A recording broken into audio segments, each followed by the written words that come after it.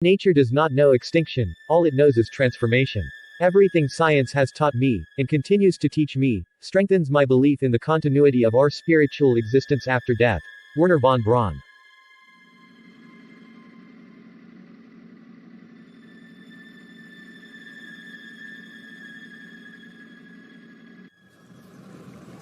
A screaming comes across the sky. It has happened before, but there is nothing to compare it to now. It is too late. The evacuation still proceeds, but it's all theater. There are no lights inside the cars. No light anywhere. Above me lift girders old as an Iron Queen, and glass somewhere far above that would let the light of day through. But it's night. I'm afraid of the way the glass will fall. Soon, it will be a spectacle, the fall of the Crystal Palace. But coming down in total blackout, without one glint of light, only great invisible crashing. Inside the carriage, which is built on several levels, I sit in velveteen darkness, with nothing to smoke, feeling metal nearer and farther up anchor neck, steam escaping in puffs, a vibration in the carriage's frame, a poising, an uneasiness, all the others pressed in around, feeble ones, second sheep, all out of luck and time, drunks, old veterans still in shock from ordnance 20 years obsolete, hustlers in city clothes, derelicts, exhausted women with more children than it seems could belong to anyone, stacked about among the rest of the things to be carried out to salvation. Only the nearer faces are visible at all, and at that only as half-silvered images in a viewfinder, green-stained VIP faces remembered behind bulletproof windows speeding through the city. They have begun to move. They pass in line, out of the main station, out of downtown, and begin pushing into older and more desolate parts of the city. Is this the way out? Faces turn to the windows, but no one dares ask, not out loud. Rain comes down. No, this is not a disentanglement from, but a progressive knotting into. They go in under archways, secret entrances of rotted concrete that only look like loops of an underpass. Certain trestles of blackened wood have moved slowly by overhead, and the smells begun of coal from days far to the past, smells of naphtha winters, of Sundays when no traffic came through, of the coal-like and mysteriously vital growth, around the blind curves and out the lonely spurs, a sour smell of rolling stock absence, of maturing rust, developing through those emptying days brilliant and deep, especially at dawn, with blue shadows to seal its passage, to try to bring events to absolute zero. And it is poorer the deeper they go.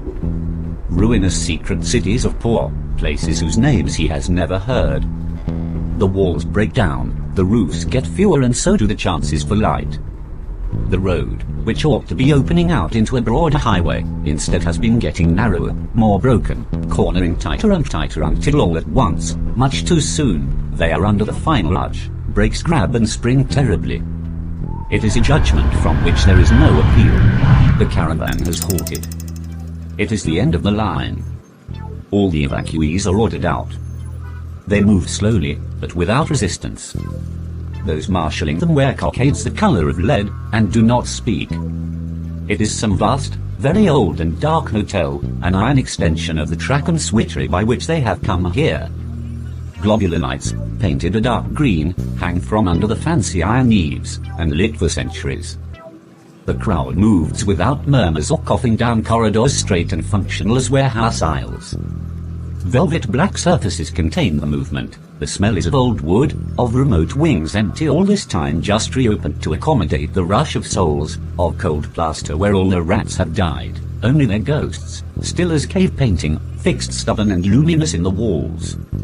The evacuees are taken in lots, by elevator, a moving wood scaffold open on all sides, hoisted by old tarry ropes and cast iron pulleys whose spokes are shaped like SS. At each ground floor, passengers move on and off. Thousands of these hushed rooms without light.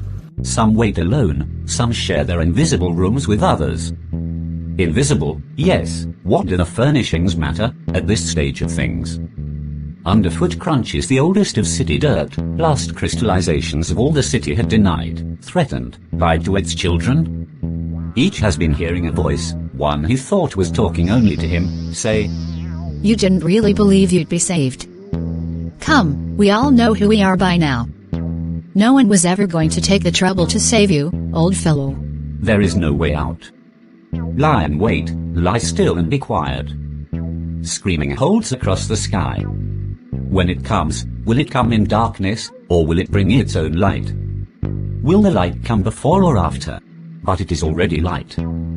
How long has it been light? All this while, light has come percolating in, along with the cold morning air flowing now across my nipples. It has begun to reveal an assortment of drunken wastrels, some in uniform and some not, clutching empty or near empty bottles. Here draped over a chair, they huddled into a cold fireplace, or sprawled on various divans, iron hoovered rugs and chaises longs down the different levels of the enormous room, snoring and wheezing at many rhythms, in self-renewing chorus, as London light, winter and elastic light, grows between the faces of the mullioned windows, grows among the strata of last night's smoke still hung, fading, from the waxed beams of the ceiling. All these horizontal here, these comrades in arms, look just as rosy as a bunch of Dutch peasants dreaming of their certain resurrection in the next few minutes. His name is Capt. Geoffrey Pirate Prentice. He is wrapped in a thick blanket, a tartan of orange, rust, and scarlet. His skull feels made of metal. Just above me, 12 feet overhead, Teddy Bloat is about to fall out of the minstrel's gallery, having chosen to collapse just at the spot where somebody in a grandiose fit, weeks before, had kicked out 2 of the ebony balusters. Now, in his stupor, Bloat has been inching through the opening, head, arms, and torso, until all that's keeping him up there is an empty champagne split in his hip pocket, that's got hooked somehow.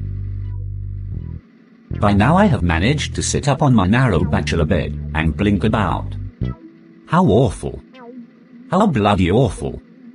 Above me, I hear cloth rip.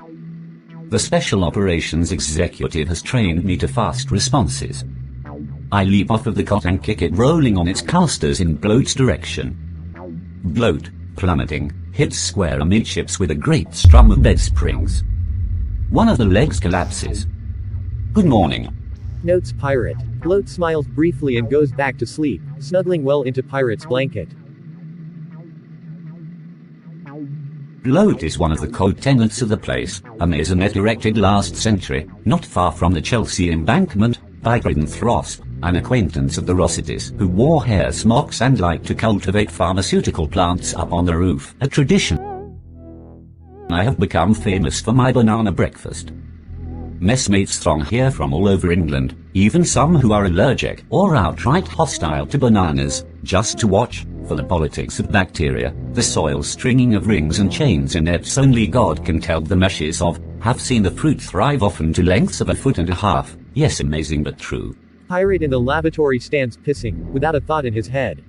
Then he threads himself into a wool robe he wears inside out so as to keep his cigarette pocket hidden. Not that this works too well. Encircling the warm bodies of friends makes his way to French windows, slides outside into the cold, groans as it hits the fillings in his teeth, climbs a spiral ladder ringing to the roof garden and stands for a bit, watching the river. The sun is still below the horizon. The day feels like rain, but for now the air is uncommonly clear. The great power station, and the gasworks beyond, stand precisely, crystals grown in morning's beaker, stacks, vents, towers, plumbing, gnarled emissions. Ha. Pirate in a voiceless roar watching his breath slip away over the parapets. Ha, roof tops dance in the morning.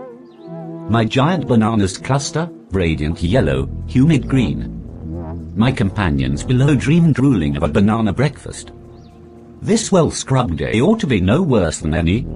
Will it? Far to the east, down in the pink sky, something has just sparked, very brightly. A new star, nothing less noticeable. He leans on the parapet to watch. The brilliant point has already become a short vertical white line. It must be somewhere out over the North Sea. At least that far. Ice fields below and a cold smear of sun. What is it? Nothing like this ever happens. But I know it, after all. I have seen it in a film, just in the last fortnight. It's a vapor trail. Already a finger's width higher now. But not from an airplane. Airplanes are not launched vertically. This is the new, and still most secret, German rocket bomb. Incoming mail. Did he whisper that, or only think it? He tightens the ragged belt of his robe. Well, the range of these things is supposed to be over 200 miles. You can't see a vapor trail 200 miles, now, can you? Oh? Oh, yes, around the curve of the Earth, farther east, the sun over there, just risen over in Holland, is striking the rocket's exhaust, drops and crystals, making them blaze clear across the sea. The white line, abruptly, has stopped its climb. That would be fuel cut off, end of burning. What's their word? Branchless. We don't have one. Or else it's classified. The bottom of the line, the original star, has already begun to vanish in red daybreak. But the rocket will be here before I see the sunrise. The trail, smudged, slightly torn in 2 or 3 directions, hangs in the sky. Already the rocket, gone pure ballistic, has risen higher.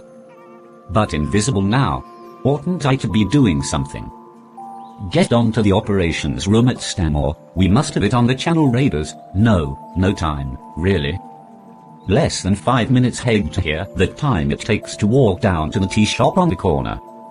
For light from the sun to reach the planet of love. No time at all. Run out in the street. Warn the others. Pick bananas. He trudges through black compost into the hothouse. He feels he's about to shit. The missile, 60 miles high, must be coming up on the peak of its trajectory by now, beginning its fall, now. Truss work is pierced by daylight, milky panes beam beneficently down. How could there be a winter, even this one, grey enough to age this iron that can sing in the wind, or cloud these windows that open into another season, however falsely preserved? I look at my watch. Nothing registers. The pores of my face are prickling. Emptying my mind, a commando trick, I step into the wet heat of my bananary, set about picking the ripest and the best, holding up the skirt of my robe to drop them in. Allowing myself to count only bananas, moving bare-legged among the pendulous bunches, among these yellow chandeliers, this tropical twilight. Out into the winter again. The canned grail is gone entirely from the sky. My sweat lies on my skin almost as cold as ice. I take some time lighting a cigarette. I won't hear the thing come in. It travels faster than the speed of sound. The first news you get of it is a blast. Then, if you're still around, you hear the sound of it coming in. What if it should hit exactly? No, for a split second you'd have to feel the very point, with the terrible mass above, strike the top of the skull. Pirate hunches his shoulders, bearing his bananas down the corkscrew ladder. Across a blue tile patio, in through a door to the kitchen. Routine. Plug in American blending machine one from Yank last summer, some poker game, table stakes, BOQ somewhere in the north, never remember now. Chop several bananas into pieces. Make coffee in urn. Get can of milk from cooler. Puree bananas in milk. Lovely. I would coat all the booze-corroded stomachs of England. Bit of Marge, still smells all right, melt in skillet. Peel more bananas, sliced lengthwise. Marge sizzling, in go long slices. Light oven huom blow us all up someday oh, ha, yes. Peeled whole bananas to go on broiler grill soon as it heats. Find marshmallows. In staggers Teddy Bloat with pirate's blanket over his head, slips on a banana peel and falls on his ass. Kill myself. He mumbles. The Germans will do it for you. Guess what I saw from the roof? That V2 on the way. A4, yes. I watched it out the window. About 10 minutes ago. Looked queer, didn't it? Haven't heard a thing since, have you? It must have fallen short. Out to sea or something. 10 minutes. Trying to read the time on his watch. At least. Bloat is sitting on the floor, working the banana peel into a pajama lapel for a boutonniere. Pirate goes to the phone and rings up Stanmore after all. Has to go through the usual long routine, but knows he's already stopped believing in the rocket he saw. God has plucked it for him, out of its airless sky, like a steel banana. Brent is here. Did you have anything like a pip from Holland a moment ago? Aha. Yes, we saw it. This could ruin a man's taste for sunrises. He rings off. They lost it over the coast. They're calling it premature branchless. Cheer up. Teddy crawling back toward the busted cot. There will be more. Good old Bloat, always the positive word. Me? For a few seconds there, waiting to talk to Stanmore, was thinking, danger's over, banana breakfast is safe. But it's only a reprieve. Isn't it? There will indeed be others, each just as likely to land on top of me. No one either side of the front knows exactly how many more. Will we have to stop watching the sky? Osby Field stands in the minstrel's gallery, holding one of the biggest of Pirate's bananas so that it protrudes out the fly of his striped pajama bottoms. Stroking with his other hand the great jaundiced curve in triplets against 4/4 toward the ceiling, he acknowledges dawn with the following. Time to gather your ass up off the floor. Have a banana. No. Brush your teeth and go toddling off to war. Wave your hand to Sleepyland. Kiss those dreams away. Tell Miss Gribble you're not able, not till V-Day. Oh, everything'll be grand in Civvy Street. Have a banana. No. Bubbly wine and girls' wife lips so sweet, but there's still the German or two to fight, so show us a smile that's shiny bright, and then, as we may have suggested once before, gather your blooming ass up off the floor. There's a second verse, but before he can get quite into it, prancing Osby is leapt upon and thoroughly pummeled, in part with his own stout banana, by Bartley Gobbage, D. Coverley Pox, and Maurice Saxophone, Reed, among others. In the kitchen, black market marshmallows slide languid into syrup atop Pirate's double boiler, and soon begin thickly to bubble. Coffee brews. On a wooden pub sign daringly taken, one daylight raid, by a drunken Bartley bitch, across which still survives in intaglio the legend Snipe and Shaft, Teddy Bloat is mincing bananas with a great isosceles knife, from beneath whose nervous blade Pirate with one hand shovels the blonde mash into waffle batter resilient with fresh hen's eggs, for which Osby Field has exchanged an equal number of golf balls, these being even rarer this winter than real eggs, other hand blending the fruit in, not over vigorously, with a wire whisk, whilst surly Osby himself, sucking frequently at a half-pint milk bottle filled with that 69 and water, tends to the bananas in the skillet and broiler. Near the exit to the blue patio, De Coverley Pox and Joe Akenstick stand by a concrete scale model of the Frau, which some enthusiast back during the 20s spent a painstaking year modeling and casting before finding out it was too large to get out of any door, socking the slopes of the famous mountain with red rubber hot water bags full of ice cubes, the idea being to pulverize the ice for Pirate's banana frappes. With their night's growths of beard, matted hair, bloodshot eyes, miasma of foul breath, De Coverley and Joe Aken are wasted gods urging on a tardy glacier. Elsewhere in the maisonette, other drinking companions disentangle from blankets, one spilling wind from his, dreaming of a parachute, piss into bathroom sinks, look at themselves with dismay in concave shaving mirrors, slap water with no clear plan in mind onto heads of thinning hair, struggle into Sam Brown's, dub shoes against rain later in the day with hand muscles already weary of it, sing snatches of popular songs whose tunes they don't always know, lie, believing themselves warmed, in what patches of the new sunlight come between the mullions, begin tentatively to talk shop as a way of easing into whatever it is they'll have to be doing in less than an hour, lather necks and faces, yawn, pick their noses, search cabinets or bookcases for the hair of the dog that not without provocation and much prior conditioning bit them last night. Now there grows among all the rooms, replacing the night's old smoke, alcohol and sweat, the fragile, moussaceous odor of breakfast, flowery, permeating, surprising, more than the color of winter sunlight, taking over not so much through any brute pungency or volume as by the high intricacy to the weaving of its molecules, sharing the conjurer's secret by which, though it is not often death is told so clearly to fuck off, the living genetic chains prove even labyrinthine enough to preserve some human face down 10 or 20 generations. So the same assertion through structure allows this warm morning's banana fragrance to meander, repossess, prevail. Is there any reason not to open every window, and let the kind scent blanket all Chelsea? As a spell, against falling objects. With the clattering of chairs, upended shell cases, benches, and ottomans, my mob gather at the shores of the great refectory table, a southern island well across a tropic or two from chill-ridden Throsp's medieval fantasies, crowded now over the swirling dark grain of its walnut uplands with banana omelettes, banana sandwiches, banana casseroles, mashed bananas molded in the shape of a British lion rampant, blended with eggs into batter for French toast, squeezed out a pastry nozzle across the quivering creamy reaches of a banana blancmange to spell out the words Sieste magnifique, mais cienes dos larga, attributed to a French observer during the charge of the Light Brigade, which I had appropriated as my motto.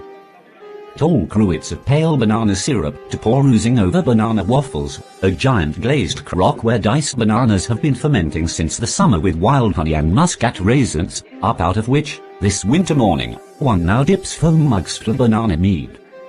Banana croissants and banana crepe plaque, and banana oatmeal and banana jam and banana bread, and bananas flamed in ancient brandy I brought back last year from a cellar in the Pyrenees, also containing a clandestine radio transmitter. The phone call, when it comes, rips easily across the room, the hangovers, the gravissing, the clatter of dishes, the shop talk, the bitter chuckles, like a rude metal double fart, and Pirate knows it's got to be for him. Look, who's nearest, takes it, forkful of Bannon's glacés poised fashionably in the air. Pirate takes up a last dipper of mead, feels it go valving down his throat as if it's time in its summer tranquility, he swallows. Your employer. It's not fair. Pirate moans. I haven't even done me morning push-ups yet. The voice, which he's heard only once before, last year at a briefing, hands and face blackened, anonymous among a dozen other listeners, tells Pirate now there's a message addressed to him, waiting at Greenwich. It came over in a rather delightful way. The voice high-pitched and sullen. None of my friends are that clever. Or my mail arrives by post. Do come collect it, won't you, Prentice? Receiver hits cradle a violent whack, connection breaks, and now Pirate knows where this morning's rocket landed, and why there was no explosion. Incoming mail, indeed. He gazes through sunlight's buttresses, back down the refectory at the others, wallowing in their plenitude of bananas, thick palatals of their hunger lost somewhere in the stretch of morning between them and himself. 100 miles of it, so suddenly. Solitude, even among the meshes of this war, can when it wishes so take him by the blind gut and touch, as now, possessively. Pirates again some other side of a window, watching strangers eat breakfast. I'm driven out, away, east of the Vauxhall Bridge in a dented green Blagender by my batman, a Corporal Wayne. The morning seems to grow colder the higher the sun rises. Clouds begin to gather after all. A crew of American sappers spills into the road, en route to clear some ruin nearby, singing. It's colder than the nipple on a witch's tent. Colder than a buck in a penguin's shit. Colder than the hairs of a polar bear's ass. Colder than the frost on a champagne glass. No, they are making believe to be Neronic, but I know they are of Lassie, of Code Rianu, his men of the League, They kill for him, they have oath. They try to kill me. Transylvanian Magyars, they know spells. At night they whisper.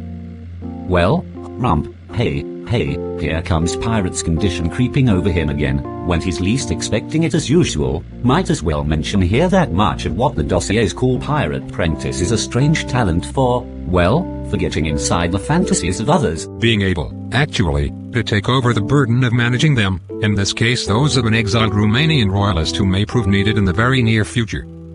It is a gift the firm has found uncommonly useful. At this time mentally healthy leaders and other historical figures are indispensable. What better way to cup and bleed them of excess anxiety than to get someone to take over the running of their exhausting little daydreams for them? To live in the tame green lights of their tropical refuges, in the breezes through their cabanas, to drink their tall drinks, changing your seat to face the entrances of their public places, not letting their innocence suffer any more than it already has. To get their erections for them, at the oncome of thoughts the doctors feel are inappropriate. Fear all that they cannot afford to fear. Remembering the words of PMS Blackett, you can't run a war on gusts of emotion. Just hum the nitwit little tune they taught you, and try not to fuck up. Yes, I'm the fellow that's having other people's fantasies, suffering what they ought to be themselves, no matter if Gertie's on my knee, if Whippingham Jones is late to tea, I don't even get to ask for whom the bells. Now over a lot of tubas and close harmony trombones. It never does seem to matter if there's danger. The danger's a roof I fell from long ago. I'll be out one day and never come back. Forget the bitter you owe me, Jack. Just piss on my grave and carry on the show. He will then actually skip to and fro, with his knees high and twirling a walking stick with W.C. Field's head, nose, top hat, and all, for its knob, and surely capable of magic, while the band plays a second chorus. Accompanying will be a phantasmagoria, a real one. rushing toward the screen, in over the heads of the audiences, on little tracks of an elegant Victorian cross-section resembling the profile of a chestnut conceived fancifully but not vulgarly so, then rushing back out again, in and out, the images often changing scale so quickly, so unpredictably that you're apt now and then to get a bit of lime green in with your rose, as they say. The scenes are highlights from Pirate's career as a fantasist surrogate, and go back to when he was carrying, everywhere he went, the mark of youthful folly growing in an unmistakable mongoloid point, right out of the middle of his head. He had known for a while that certain episodes he dreamed could not be his own. This wasn't through any rigorous daytime analysis of content, but just because he knew. But then came the day when he met, for the first time, the real owner of a dream he, Pirate, had had. It was by a drinking fountain in a park, a very long, neat row of benches, a feeling of sea just over a landscape rim of small cypresses, grey crushed stone on the wax looking soft to sleep on as the brim of a fedora, and here comes this buttonless and drooling derelict, the one you are afraid of ever meeting, to pause and watch two girl guides trying to adjust the water pressure of the fountain. They bent over, unaware, those saucy darlings, of the fatal strips of white cotton knickers thus displayed, the undercurves of baby fat little buttocks that blow to the genital brain, however pixelated. The tramp laughed and pointed. He looked back at me then and said something extraordinary. Eh? Girl guides start pumping water. Your sound will be the sizzling night. Eh? Staring directly at no one but Pirate now, no more pretense. Well, I had dreamed these very words, morning before last. Just before waking, they'd been part of the usual list of prizes in a competition grown crowded and perilous, out of some indoor intervention of charcoal streets. I couldn't remember that well. Scared out of my wits by now, I replied, "Go away, or I will call a policeman." It took care of the immediate problem for him. But sooner or later the time would come when someone else would find out his gift, someone to whom it mattered. He had a long-running fantasy of his own, rather a Gensu melodrama, in which he would be abducted by an organization of dacoits or Sicilians, and used for unspeakable purposes. In 1935 he had his first episode outside any condition of known sleep. Beastly fuzzy woozy as far as I could see, dracunculuses and orientals saw rampant among the troops, no beer for a month, while us being jammed by other powers who would be masters of these horrid blacks, God knows why, and all folklore broken down, no Gary Grant larking in and out slipping elephant medicine in the punch bowls out here.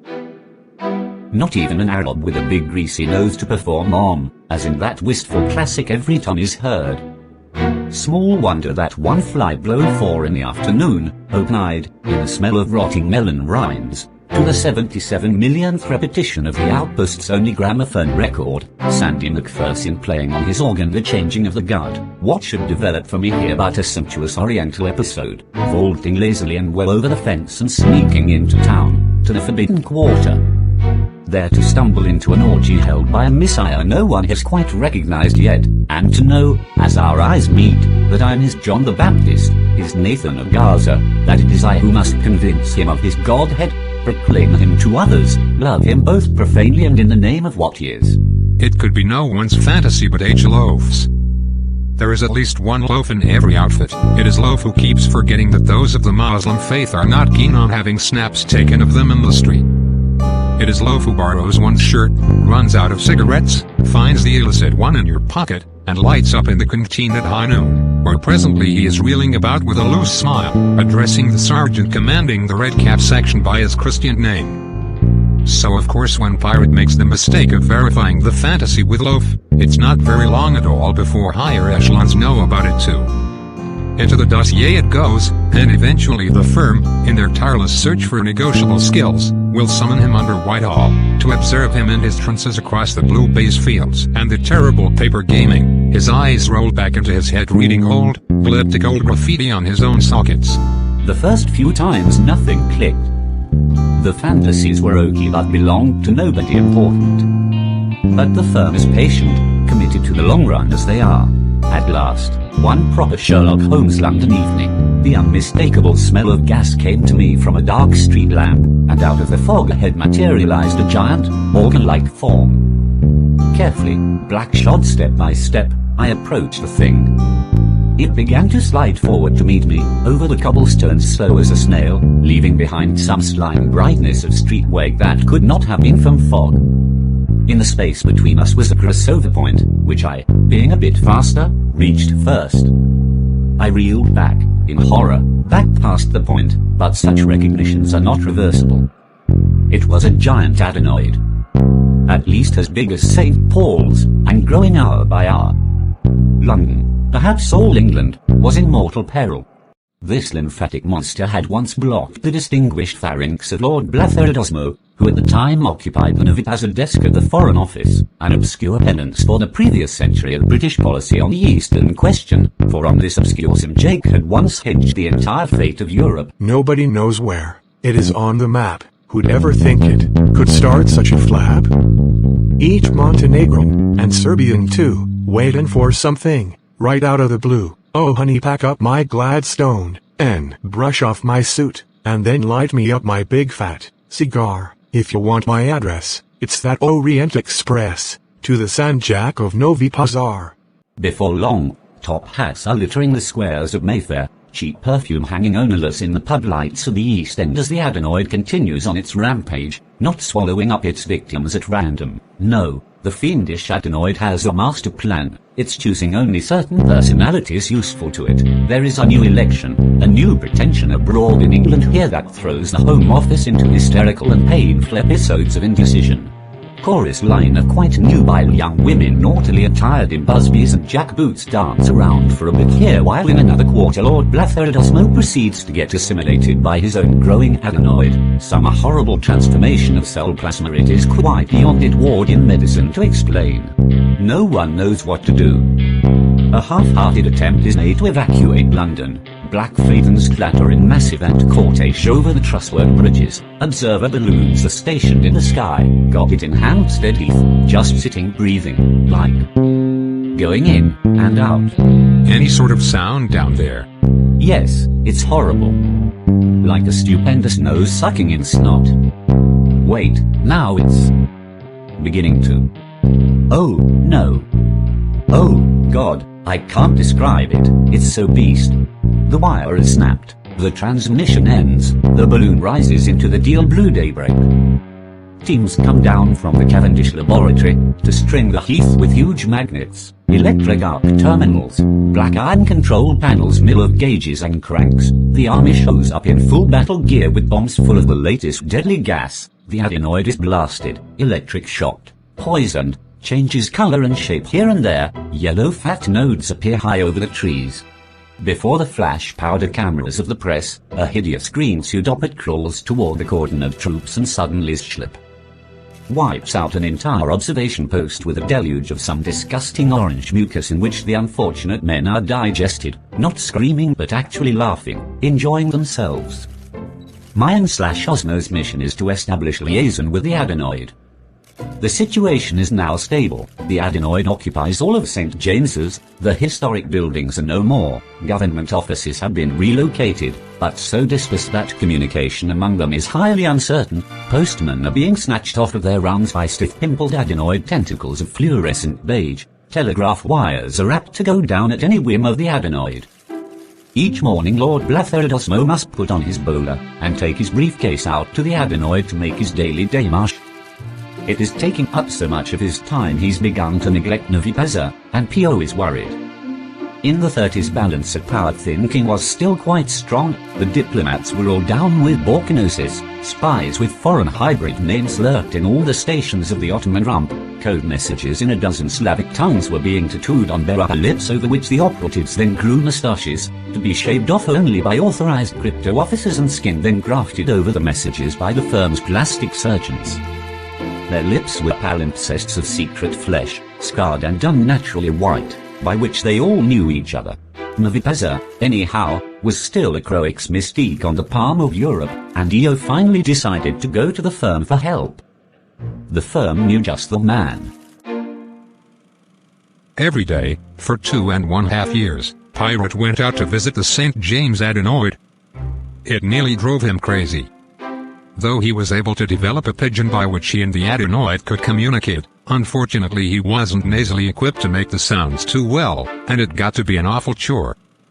As the two of them snuffled back and forth, alienists in black 7-button suits, admirers of Dr. Freud the adenoid clearly had no use for, stood on stepladders up against its loathsome grayish flank, shoveling the new wonder drug cocaine, bringing hods full of the white substance, in relays, up the ladders to smear on the throbbing gland creature, and into the germ toxins bubbling nastily inside its crypts, with no visible effects at all, though who knows how that adenoid felt, eh? But Lord Bletheridosmo was able at last to devote all of his time to Navipazza.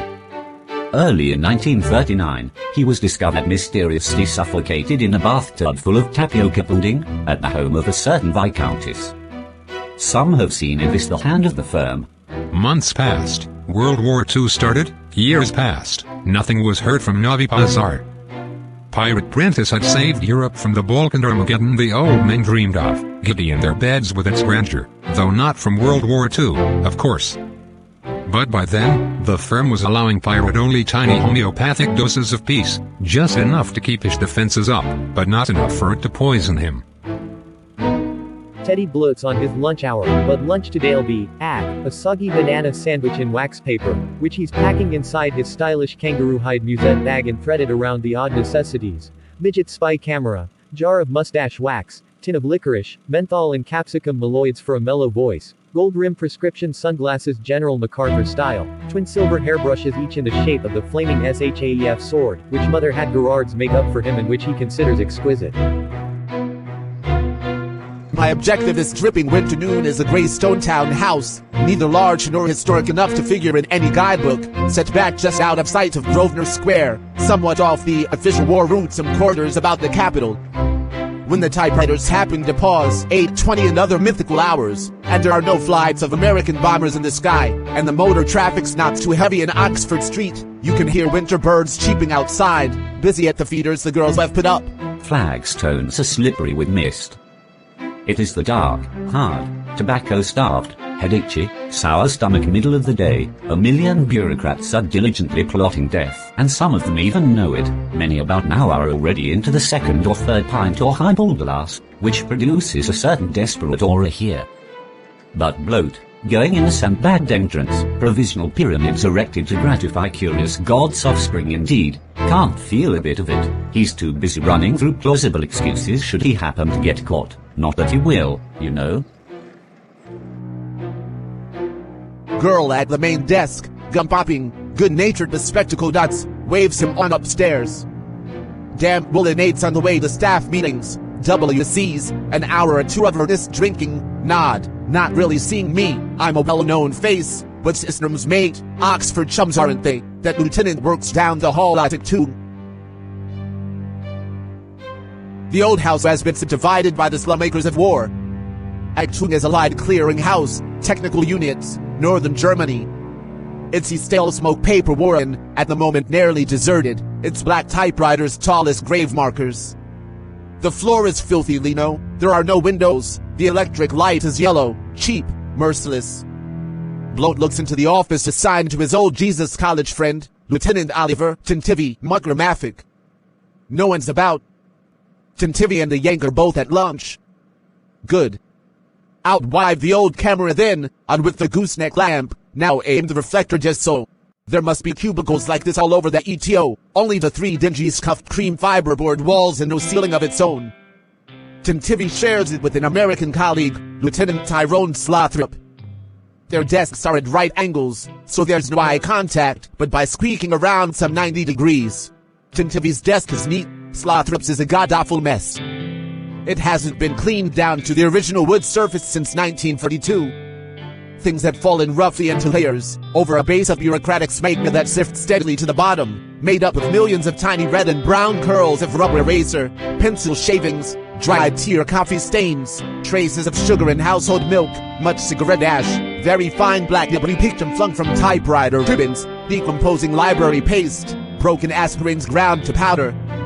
Then comes a scatter of paper clips, Zippo flints, rubber bands, staples, cigarette butts and crumpled pads, stray matches, pins, nubs of pens, stubs of pencils of all colors including the hard-to-get heliotrope and umber, wooden coffee spoons, Thayer's slippery elm throat lozenges sent by Slothrop's mother, Nalene, all the way from Massachusetts, bits of tape, string, chalk, Above that a layer of forgotten memoranda, empty buff ration books, phone numbers, and answered letters, tattered sheets of carbon paper. The scribbled ukulele churns to a dozen songs including Johnny Doughboy Found a Rose in Ireland. He does have some rather snappy arrangements. Tintivy reports, he's the sort of American George Formby, if you can imagine such a thing. But Blotz decided he'd rather not. An empty Cremo hair tonic bottle, lost pieces to different jigsaw puzzles showing parts of the amber left eye of a Weimar Rainer, the green velvet folds of a gown, slate blue vining in a distant cloud, the orange nimbus of an explosion, perhaps a sunset, rivets in the skin of a flying fortress, the pink inner thigh of a pouting pin-up girl. A few old weekly intelligence summaries from G2, a busted corkscrewing ukulele string, boxes of gum paper stars in many colors, pieces of a flashlight, topped to a nugget shoe polish can in which Slothrop now and then steadies his blurry brass reflection, any number of reference books out of the Achtung library back down the hall, a dictionary of technical German, a PO special handbook for town plan, and usually, unless it's been pinched or thrown away, a news of the world somewhere too. Slothrop's a faithful reader. Tacked to the wall next to Slothrop's desk is a map of London, which I am now busy photographing with my tiny camera. The music bag is open, and the cubicle begins to fill with the smell of ripe bananas. Should I light a fag to cover this? Air doesn't exactly stir in here, they'll know someone's been in. It takes me 4 exposures, clicks a petty click, my how very efficient at this I've become. Anyone nips ink, one simply drops camera into bag where banana sandwich cushions fall, telltale sound and harmful G-loads alike. Too bad whoever's funding this little caper won't spring for color film. I wonder if it mightn't make a difference, though I know of no one I can ask. The stars pasted up on Slothrop's map cover the available spectrum, beginning with silver, labeled Arlene, sharing a constellation with Gladys, green, and Catherine, gold, and as the eye strays Alice, Dolores, Shirley, a couple of Salais, mostly red and blue through here, a cluster near Tower Hill, a violet density about Covent Garden, a nebula streaming on into Mayfair, Soho, and out to Wembley and up to Hampstead Heath. In every direction goes this glossy, multicolored, here and there peeling firmament, Carolines, Marie's, and Susans, Elizabeths. But perhaps the colors are only random and coded. Perhaps the girls are not even real. From Tintivy, over weeks of casual questions, they know he's my schoolmate, but it's too risky bringing him in. I'm only able to report that Slothrop began work on this map last autumn, about the time I started going out to look at rocket bomb disasters for Achtung, having evidently the time, in my travels among places of death, to devote to girl chasing. If there's a reason for putting up the paper stars every few days, the man hasn't explained it. It doesn't seem to be for publicity. Tintivy's the only one who even glances at the map, and that's more in the spirit of an amiable anthropologist. Some sort of harmless yank hobby, he tells his friend Claude. Perhaps it's to keep track of them all. He does lead rather a complicated social life. Thereupon going into the story of Lorraine and Judy, Charles the homosexual constable and the piano in the Pantechnicon, or the bizarre masquerade involving Gloria and her newborn mother, a quid wager on the Black Bull Preston North End game, a naughty version of Silent Night, and a providential fog. But none of these yarns, for the purposes of those I report to, are really very illuminating. Well, I'm done now. Bag zipped, lamp off and moved back in place. Perhaps there's time to catch Tintivy over at the Snipe and Shaft, time for a comradely pint. I move back down to Beaverboard Maze, in the weak yellow light, against a tide of incoming girls in galoshes, aloof me, and smiling, no time for slap hand tickle here you see, I still have my day's delivery to make. Wind has shifted around to the southwest, and the barometer's falling. The early afternoon is already dark as evening, under the massing ring clouds. Tyrone Slotrope is gonna be caught out in it, too. Today it's been a long, idiot chase out to zero longitude, with the usual nothing to show. This one was supposed to be another premature airburst, the lumps of burning rocket showering down for miles around, most of it into the river, only one piece in any kind of shape and that well surrounded, by the time Slothrop arrived, with the tightest security he's seen yet, and the least friendly. Soft, faded berets against the slate clouds, Mark III Sten set on automatic, mustaches mouthwide covering enormous upper lips, humorless, no chance for any American lieutenant to get a look, not today. Achtung, anyhow, is the poor relative of Allied intelligence. At least this time I'm not alone. I had the cold comfort of seeing my opposite number from TI, and shortly after that even the man's section chief, come fussing onto the scene in a 37 Wolseley Wasp, both turned back too. Ha. Neither of them returning my amiable nod. Tough shit, fellas. But shrewd Tyrone hangs around, distributing lucky strikes, long enough to find at least what's up with this unlucky strike, here. What it is a graphite cylinder, about 6 inches long and 2 in diameter, all but a few flakes of its army green paint charred away. Only piece that survived the burst. Evidently it was meant to. There seemed to be papers stashed inside. Sergeant Major burnt his hand picking it up and was heard to holler of fuck, causing laughter among the lower pair grades. Everybody was waiting around for a Captain Prentice from SOE. Those prickly bastards take their time about everything. Who does presently show up? Slowtrope gets a glimpse, windburnt face, big mean mother.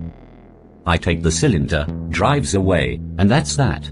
In which case, I reckon, Iktung can, a bit wearily, submit its 50 millionth interbranch request to that SOE, asking for some report on the cylinder's contents, and, as usual, be ignored. It's okay, I'm not bitter.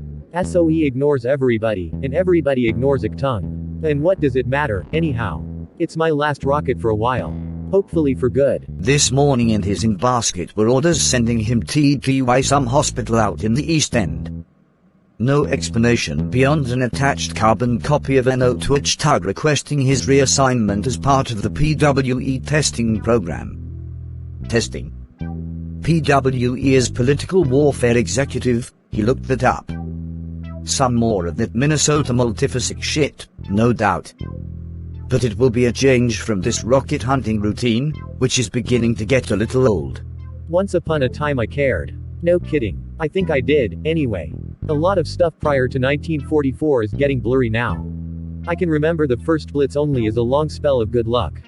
Nothing that Luftwaffe dropped came near me. But this last summer they started in with those buzz bombs.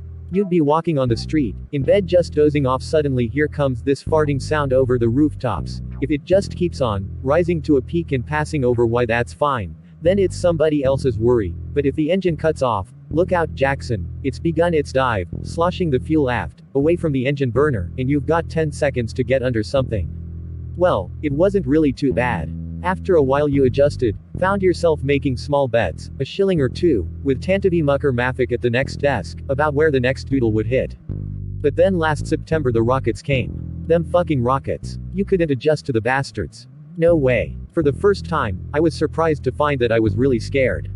Began drinking heavier, sleeping less, chain smoking, feeling in some way I'd been taken for a sucker. Christ, it wasn't supposed to keep on like this. I say Slowthrope, you've already got one in your mouth. Nervous. Lighting up anyway. 2 at a time, see. Making them point down like comic book fangs. The lieutenants stared at each other through the beery shadows, with the day deepening outside the high cold windows of the snipe and shaft, and Tantivy about to laugh or snort to God across the wood Atlantic of their table. Atlantics, aplenty, there've been these 3 years, often rougher than the one William, the first transatlantic Slothrop, crossed many ancestors ago. Barbarities of dress and speech, lapses in behavior. One horrible evening Slowthrope drunken, and my guest at the Junior Athenaeum, got us both 86th, fainting with the beak of a stuffed owl after the jugular of Decavalli Pox, whilst Pox, at bay on a billiard table, attempted to ram a cue ball down Slowthrope's throat. This sort of thing goes on dismayingly often, yet kindness is a sturdy enough ship for these oceans. I'm always there blushing or smiling, and Slowthrope, surprised at how, when it's really counted, I haven't ever let him down. I know I can spill what's on my mind. It hasn't much to do with today's amorous report on Norma Dimply Cedar Rapids Subdeb Legs Marjorie Tall, Elegant, a build-out of the chorus line at the Windmill, and the strange events Saturday night at the Frick Frack Club in Soho, a haunt of low reputation with moving spotlights of many pastel hues, off-limits and no jitterbug dancing signs laid on to satisfy the many sorts of police, military and civilian, whatever civilian means nowadays, who look in from time to time, and where against all chance, through some horrible secret plot, I, who was to meet one, walk in sees who but both, lined up in a row, the angle deliberately just for me, over the blue wool shoulder of an engineman 3rd class, under the bare lovely armpit of a Lindy hopping girl swung and posed, skin-stained lavender by the shifting light just there, and then, paranoia flooding up, the two faces beginning to turn his way. Both young ladies happened to be silver stars on Slowthrope's map. He must have been feeling silvery both times, shiny, jingling. The stars he pastes up are colored only to go with how he feels that day, blue on up to golden. Never to rank a single one, how can he? Nobody sees the map but me, and Christ they're all beautiful. In leaf or flower around my wintering city, in tea shops, in the queues babushka and co-attract, sighing, sneezing, or lyle legs on the curbstones, hitchhiking, typing or filing with pompadours sprouting yellow pencils, he finds them, dames, tomatoes, sweater girls. Yes, it is a little obsessive maybe, but I know there is wild love and joy enough in the world, preached Thomas Hooker. As there are wild thyme and other herbs. But we would have garden love and garden joy of God's own planting. How Slotrope's garden grows. Teems with virgin's bower, with forget-me-nots, with rue, and all over the place, purple and yellow as hickeys, a prevalence of love in idleness. I like to tell them about fireflies. English girls don't know about fireflies, which is about all I know for sure about English girls. The map does puzzle me. It cannot be put down to the usual loud-mouthed American-ass banditry, except he's a fraternity boy reflex in a vacuum, a reflex Slotrope can't help, barking on into an empty lab, into a wormholing of echoing hallways, long after the need has vanished and the brothers gone to World War II and their chances for death. Slotrope really doesn't like to talk about his girls. I have to steer him diplomatically, even now. At first Slotrope, quaintly gentlemanly, didn't talk at all, till he found out how shy I was. It dawned on him then that I was looking to be fixed up. At about the same time, I began to see the extent of Slotrope's isolation. He seemed to have no one else in London, beyond a multitude of girls he seldom saw again, to talk to about anything. Still I keep my map up daily, boobishly conscientious. At its best, it does celebrate a flow, a passing from which, among the sudden demolitions from the sky, mysterious orders arriving out of the dark laborings of nights that for myself are only idle. I can save a moment here or there, the days again growing colder, frost in the morning, the feeling of Jennifer's breasts inside cold sweaters will help to warm a bit in a coal smoke hallway. I'll never know the daytime despondency of cup of bovril, a fraction down from boiling, searing my bare knee as Irene, naked as I am in a block of glass sunlight, holds up precious nylons one by one to find a pair that hasn't laddered, each struck flashing by the light through the winter trellis outside, nasal hep American girl voices singing out of the grooves of some disc up through the thorn needle of Allison's mother's radiogram, snuggling for warmth, blackout curtains over all the windows, no light but the coal of their last cigarette, an English firefly, bobbing at her whim in cursive writing that trails a bit behind, words I can't read. What happened? Silence from Slotrope. Your two wrens. When they saw you. Then I noticed that Slotrope, instead of going on with his story, has given himself up to shivering. Has been shivering, in fact, for some time. It's cold in here, but not that cold. Slotrope. I don't know. Jesus. It's interesting, though. It's the weirdest feeling. I can't stop. I turn my Ike jacket collar up, tuck hand inside sleeves, and sit that way for a while. Presently, after a pause, cigarette in motion. You can't hear them when they come in. Tantivy knows which they. His eyes shift away. There is silence for a bit. Of course you can't. They go faster than sound. Yes, but that's not it. Words are bursting out between the pulses of shivering. The other kind, those V1s, you can hear them. Right. Maybe you have a chance to get out of the way. But these things explode first, and then you hear them coming in. Except that, if you're dead, you don't hear them. Same in the infantry. You know that. You never hear the one that gets you. Ah, but think of it as a very large bullet, Slotrope. With fins. Teeth chattering. You're such a comfort. Tantivy, leaning anxiously through the smell of hops and the brown gloom, more worried now about Slothrop's shaking than any specter of his own, has nothing but established channels he happens to know of to try and conjure it away. Why not see if we can get you out to where some of them have hit? What for? Come on, Tantivy, they're completely destroyed. Aren't they? I don't know. I doubt even the Germans know. But it's the best chance we'll have to one out that lot over in TI, isn't it? Which is how I got into investigating V-bomb instances. Each morning, at first, someone in civil defense routed a Chicago list of yesterday's hits. It would come round to Slotrope last, He'd detach its pencil-smeared buck slip, go draw the same aging humber from the motor pool, and make his rounds, a St. George after the fact, going out to poke about for droppings of the beast, fragments of German hardware that wouldn't exist, writing empty summaries into his notebooks, work therapy. As inputs to each tug got faster, often he'd show up in time to help the search crews, following restless muscled RAF dogs into the plaster smell, the gas leaking, the leaning long splinters and sagging mesh, the prone and noseless caryatids, rust already at nails and naked thread surfaces, the powdery wipe of nothing's hand across wallpaper, a whisper with peacocks spreading their fans down deep lawns to Georgian houses long ago, to safe groves of home oak. Among the calls for silence following to where some exposed hand or brightness of skin weighted them, survivor or casualty. When I couldn't help I stayed clear, praying, at first, conventionally to God, first time since the other blitz, for life to win out. But too many were dying, and presently, seeing no point, I stopped. Yesterday happened to be a good day. They found a child, alive, a little girl, half suffocated under a Morrison shelter. Waiting for the stretcher, Slothrop held her small hand, gone purple with the cold. Dogs barked in the street. When she opened her eyes and saw him, her first words were,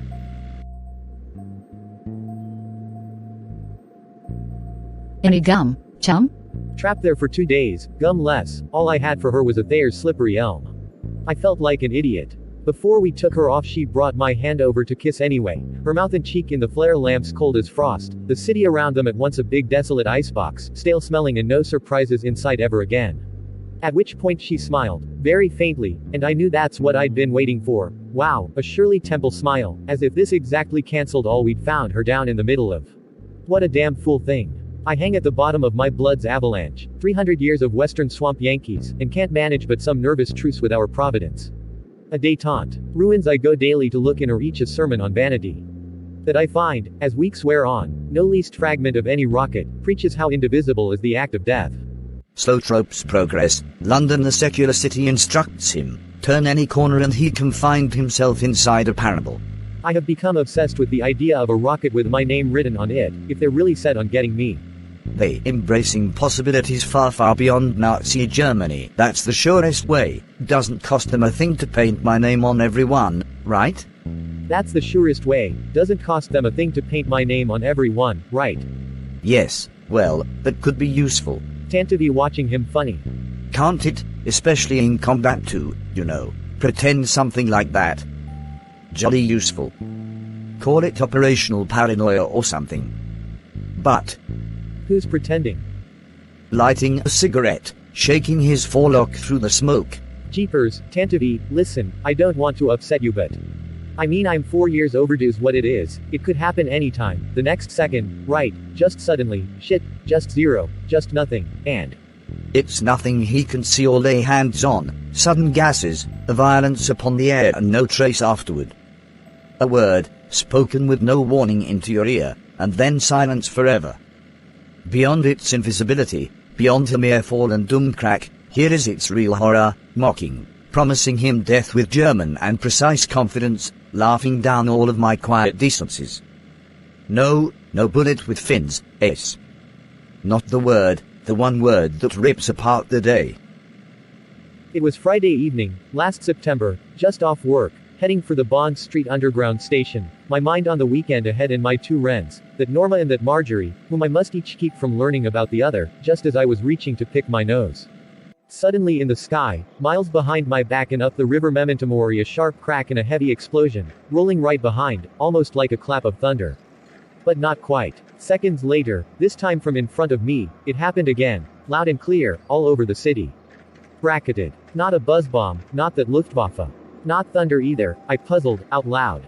Some bloody gas name! A lady with a lunchbox, puffy-eyed from the day, elbowing him in the back as she passed. No, it's the Germans. Her friend with rolled blonde fringes under a checked kerchief doing some monster routine here, raising her hands at Slotrope. Coming to get him. They especially love fat, plump Americans. In a minute she'll be reaching out to pinch his cheek and wobble it back and forth. In a minute she'll be reaching out to pinch his cheek and wobble it back and forth. Hi, Lemorpus, Slotrope said. Her name was Cynthia. He managed to get a telephone number before she was waving Tatar, born again into the rush hour crowds. It was one of those great iron afternoons in London, the yellow sun being teased apart by 1,000 chimneys breathing, fawning upward without shame. This smoke is more than the day's breath, more than dark strength, it is an imperial presence that lives and moves. People were crossing the streets and squares, going everywhere. Buses were grinding off, hundreds of them, down the long concrete viaducts smeared with years' pitiless use and no pleasure, into haze gray, grease black, red lead and pale aluminum, between scrap heaps that towered high as blocks of flats, downside shoving curves into roads clogged with army convoys, other tall buses and canvas lorries, bicycles and cars, everyone here with different destinations and beginnings, all flowing, hitching now and then, over it all the enormous gas ruin of the sun among the smokestacks, the barrage balloons, power lines and chimneys brown as aging indoor wood, brown growing deeper, approaching black through an instant, perhaps the true turn of the sunset, that is wine to you, wine and comfort. The moment was 6:43 and 16 seconds British double summer time, the sky, beaten like death's drum, still humming, and Slowtrope's cock, say what? Yes, look it inside his GI undershorts, here's a sneaky Harden stirring, ready to jump. Well, great God, where had that come from? There is in my history, and likely, God help me, in my dossier, a peculiar sensitivity to what is revealed in the sky. But a hard-on. On the old schist of a tombstone in the Congregational Churchyard back home in Minchboro, Massachusetts, the hand of God emerges from a cloud, the edges of the figure here and there eroded by 200 years of seasons fire and ice chisels at work, and the inscription reading, "In memory of Confiant Slothrop, who died March 4, 1766, in White 29th year of his age. Death is a debt to nature due, which I have paid, and foe muffed you." Constance saw, and not only with his heart, that stone hand pointing out of the secular clouds, pointing directly at him, its edges traced in unbearable light, above the whispering of his river and slopes of his long blue Berkshires, as would his son variable Slothrop, indeed all of the Slothrop blood one way or another, the 9 or 10 generations tumbling back, branching inward. Every one, except for William the very first, lying under fallen leaves, mint and purple loose strife, chilly elm and willow shadows over the swamp edge graveyard in a long gradient of rot, leaching, assimilation with the earth, the stones showing round-faced angels with the long noses of dogs, toothy and deep-socketed death's heads, Masonic emblems, flowery urns, feathery willows upright and broken, exhausted hourglasses, sun faces about to rise or set with eyes peeking Kilroy style over their horizon, in memorial verse running from straight on and foursquare, is for Constance Slothrop, through bouncy star-spangled banner meter for Mrs. Elizabeth, wife of Lieutenant Isaiah Slothrop d. 1812. Adieu, my dear friends, I have come to this grave where insatiate death in his reaping hath brought me. Till Christ rise again all his children to save, I must lie, as his word in the scriptures hath taught me. Mark, reader, my cry. Bend thy thoughts on the sky, and in midst of prosperity, know thou mayest die. While the great loom of God works in darkness above, and our trials here below about threads of his love. To the current Slothrop's grandfather Frederick D. 1933, who in typical sarcasm and guile bagged his epitaph from Emily Dickinson, without a credit line. Because I could not stop for death, he kindly stopped for me. Each one in turn paying his debt to nature due and leaving the excess to the next link in the name's chain. They began as fur traders, cord whiners, salters and smokers of bacon, went on into glassmaking, became selectmen, builders of tanneries, quarriers of marble. Country for miles around gone to necropolis, gray with marble dust, dust that was the breaths, the ghosts, of all those fake Athenian monuments going up elsewhere across the republic. Always elsewhere. The money seeping its way out through stock portfolios more intricate than any genealogy. What stayed at home in Berkshire went into timberland whose diminishing green reaches were converted acres at a clip into paper, toilet paper, banknote stock, newsprint, a medium or ground for shit, money, and the word. They were not aristocrats, no Slothrop ever made it into the social register or the Somerset Club, they carried on their enterprise in silence, assimilated in life to the dynamic that surrounded them thoroughly as in death they would be to churchyard earth. Shit, money, and the word, the three American truths, powering the American mobility, claimed the Slothrops, clasped them for good to the country's fate. But they did not prosper, about all they did was persist, though it all began to go sour for them around the time Emily Dickinson, never far away, was writing. Ruin is formal, devil's work, consecutive and slow, fail in an instant no man did. Slipping is Crash's law, still they would keep on. The tradition, for others, was clear, everyone knew, mine it out, work it, take all you can till it's gone then move on west, there's plenty more. But out of some reasoned inertia the Slothrops stayed east in Berkshire. Perverse, close to the flooded quarries and logged-off hillsides they'd left like signed confessions across all the thatchy brown, mouldering witch country. The profits slackening, the family ever multiplying.